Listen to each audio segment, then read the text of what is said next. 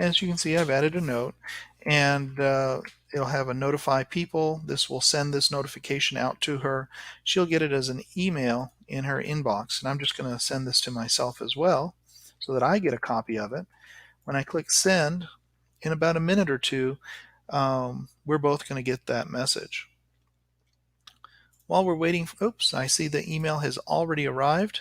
I come back over to my inbox and I see that there's that radio wrist cuff activity, and you can see that it has Miguel Gulen has shared the following PDF, and there's actually a picture of it, and I have the option to download it, or because I'm using G Suite for Education as my email, I can say I can save this to my Google Drive. In this way, I don't even have to worry about saving files onto my computer, and this can be really handy if you're using someone else's device, or perhaps you're using a Chromebook and you don't want to fill up the space on that Chromebook with lots of files.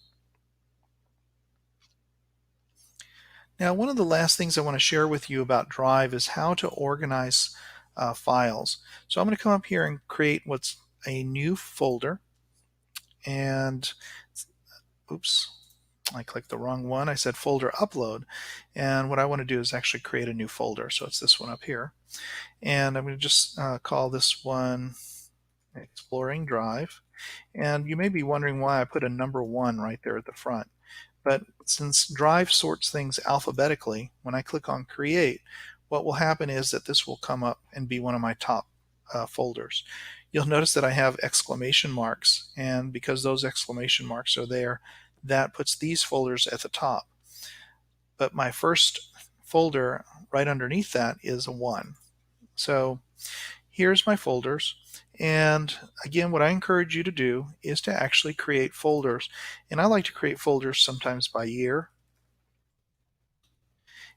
In that way, I'm able to save all my work for a particular school year.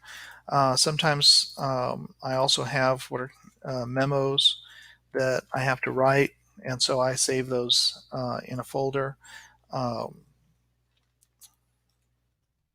Sometimes I send home news bulletins or homework sheets, and so I want to just create that folder, and inside of that I will put in all of my files for that.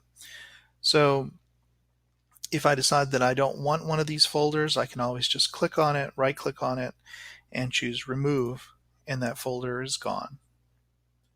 If I decide that I want to move this memos folder somewhere else, I can just come over here to my right hand side, click on the little down delta, and click on the folder I want to move, and then drag it to the place that I want it to be. So I'm going to drag my memos into my desktop, and when I click on the desktop, notice how my breadcrumbs change here at the top, and I now have this folder here that I can continue to drop things into or organize.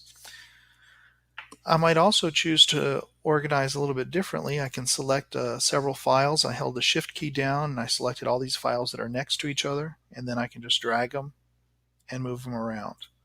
So this makes it very easy to drag files around and organize in Google Drive.